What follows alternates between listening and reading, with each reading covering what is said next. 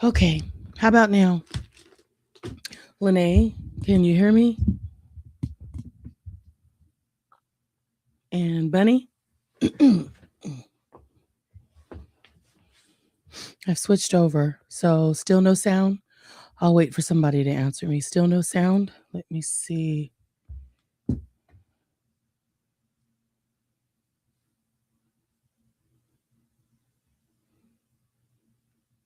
You can. Okay, so now you can. Exactly. All right.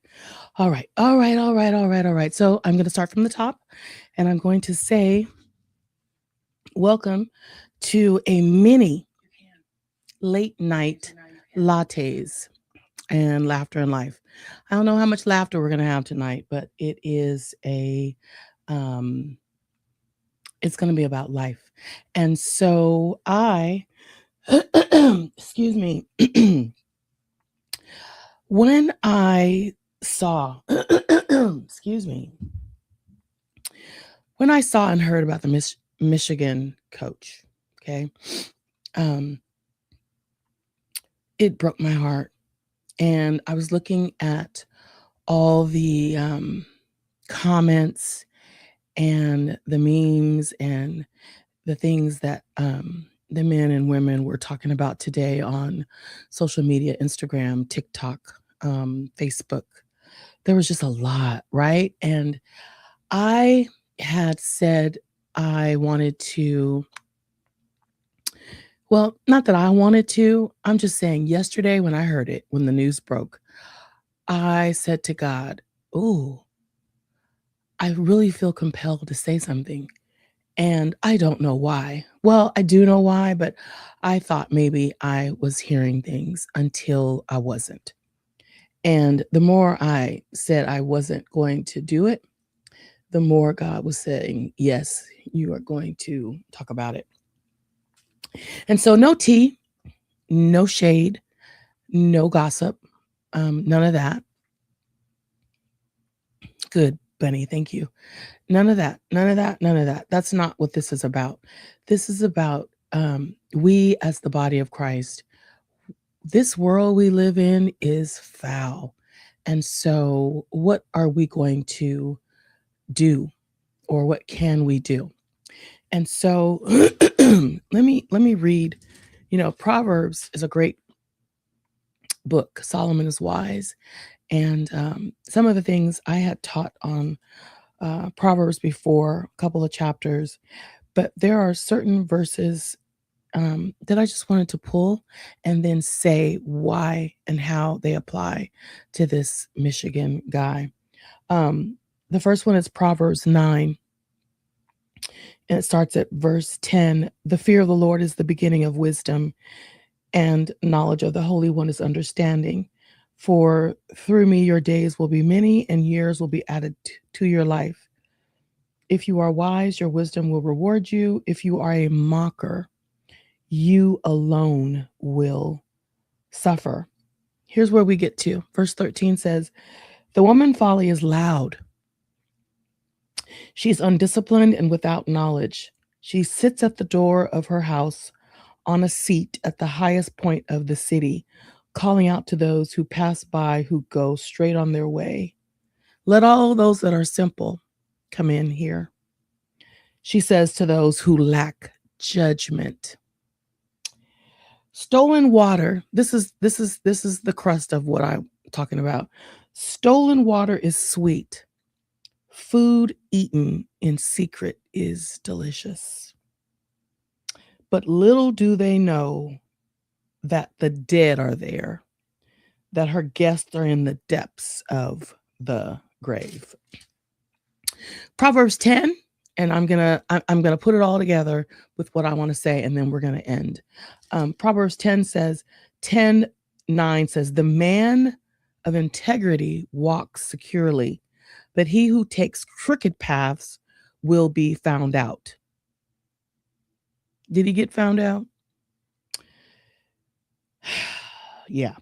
He who winks maliciously, this is verse 10, causes grief, and a chattering fool comes to ruin. He told the wrong person.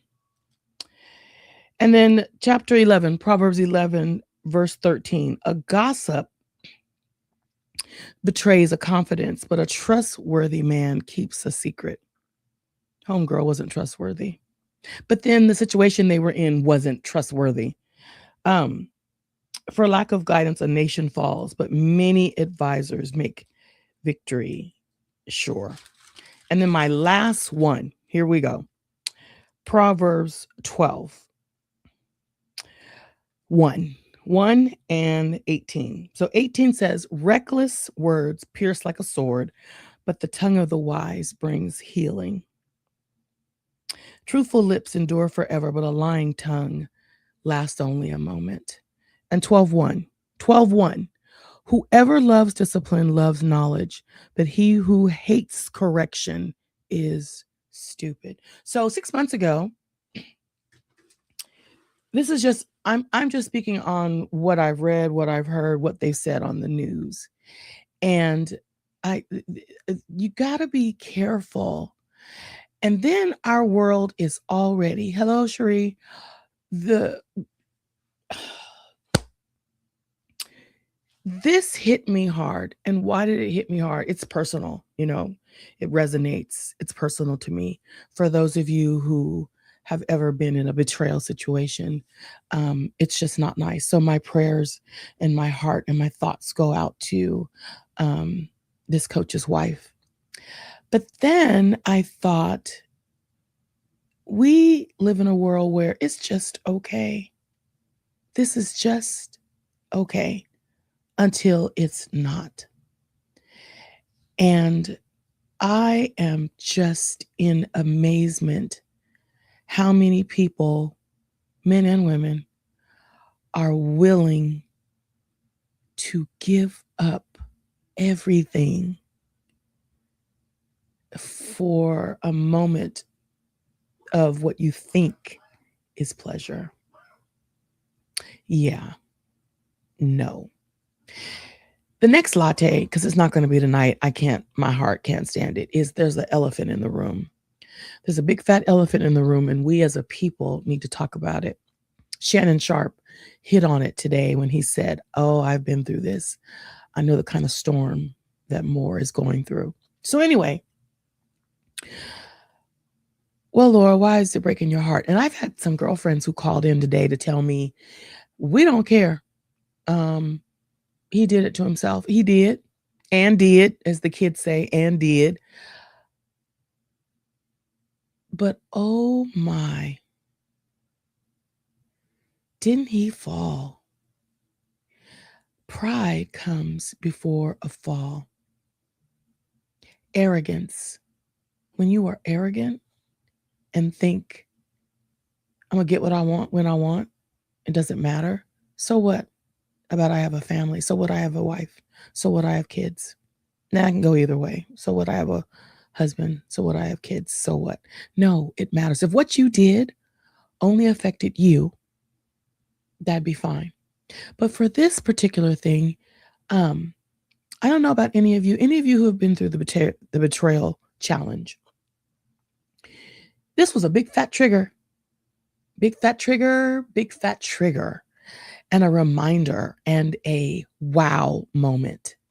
Like, man, what were you thinking? And here's the thing for, and this is in general, okay? This is not just specific to Mr. Moore. This is in general and specific. What makes you think that if you're doing something in secret, that it's not going to get out? What happens in the dark is always going to come to the light, especially if it's sin. I don't know. I don't know why you think that you're not going to ever get found out. You always get found out. And now, so let's back up. God, because, okay, let me say this. We always want to find God after we're already in the mess. Now, God has given us normally a warning before it all comes to, go splat on the wall. Always, always, always. God gives you he's like, it's coming. Because God forgives. You ask for forgiveness, he forgives, but guess what? There's a consequence, and you are going to have to pay the consequence. The only problem with that is, and I've said it before in other lattes, is that you don't know what the you don't know what the consequence is going to be, right? And so on this one, he didn't realize that not only are you going to lose everything, your job, the money that went with that job, that the wife may stay. And if she does, I am not mad at her. I'm not. Um, but what I'm saying is, y'all, we as believers, oh my stars, I have been praying for him since. Okay, so let me back up. I went a little ahead of myself. When I heard the story, and little stuff is trickling out today. So they said he had mental issues, and that he got arrested because instead of going to God, because he was found at a church, y'all. After all the drama, he went to church. After all the drama, they arrested him at church. At a church. So 6 months ago, when they started the investigation, 6 months ago, both he and she, the alleged woman, said, there's nothing going on. There's your warning. That's warning shot number one. There's the warning shot. They're investigating you. I think I better end it.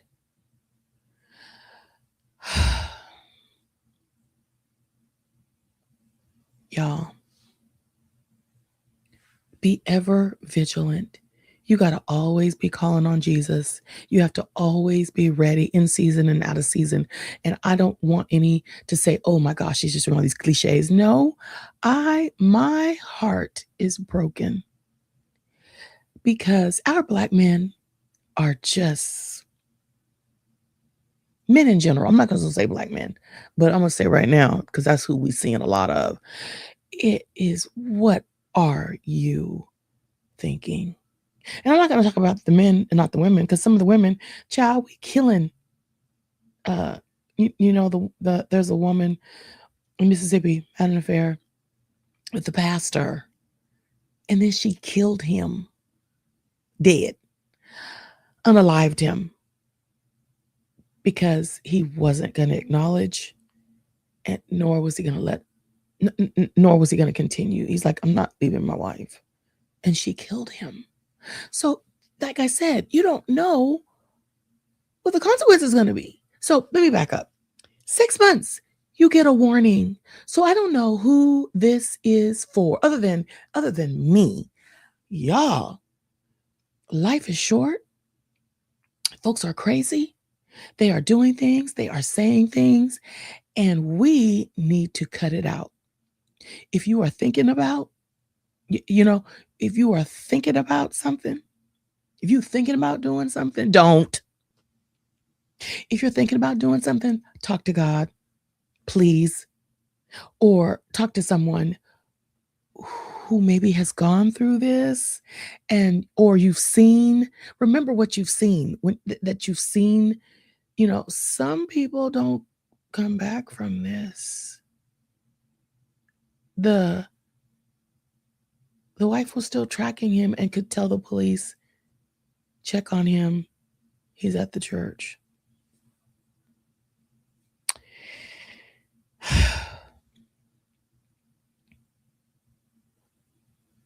Child, when you hide stuff, God sees it. You may think you are hiding. You may think we don't see it, but the man upstairs, God himself, is everywhere. So he sees it. We have got to be smarter. And we've got to ask God for wisdom. And we've got to stop making dumb mistakes. I can speak for me. My husband and I, we had a matter over 13 years ago. And it becomes do you trust God? Do you want to stay? Do you want to leave? Um, Lots of love, lots of counseling, therapy, and God. God, I should have said God first. Only God, only God, only God. So when I saw this, it just brought back a lot of memories. And if I could talk to him, of course I can't. I don't know him. I feel like I know him. I know I don't. But if I could say, man, don't do it. It's not worth it. And then last night in Bible study, we were talking about Joseph and his brothers. You know, when the famine came and the brothers had to come to Egypt, and Joseph had to give them the grain, and he asked a whole bunch of questions. And when Joseph asked for the baby brother, Benjamin, I'm just fast forwarding the story to put it all together.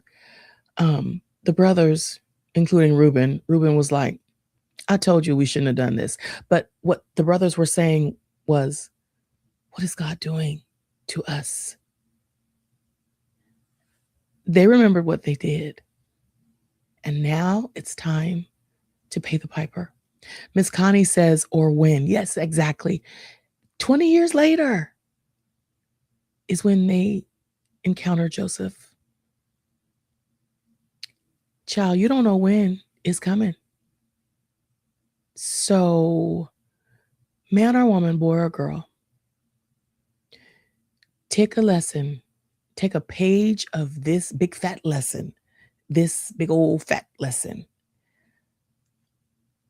It is not worth it. If God gives you a wife, or if God gives you a husband, do right.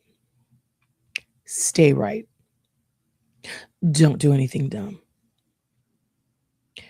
Because it's going to come out. And it may not come out right away, but it's going to come out.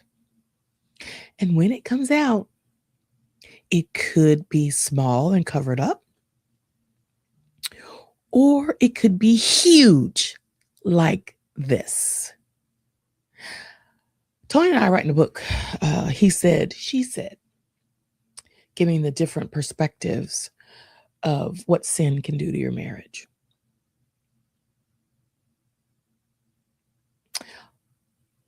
This lesson is also for those of you who God has given you an assignment and he has told you what to do. And instead of doing it, you have put it off, or you say you're going to do it later, you're going to procrastinate, or you don't do it at all. I am in that. I'm going to hands up. Not that Mr. Moore would have read my book, me and Tony's book, but I think we should have had it out a long time ago. And so Cherie says, especially when God gives you an out early and you don't take it. Exactly. So we as the believers, we need to pray. I didn't come on to, my heart is broken, y'all. I just, man, and it's like this, it's on this huge scale. It's like, it's just everywhere. It's on TV, the news. It's on the sports channel, the regular channel. It's on every social media platform. His sin wasn't uncovered a little bit. It was a lot. And then there's the girl. I don't know if she knows that she gonna pay too. You saved your job, girly. And the thing is, she rolled all over on him, had receipts and just receipts upon receipts. And I'm like, did you not know you were going to be found out? And then she kept all the stuff. Dummy.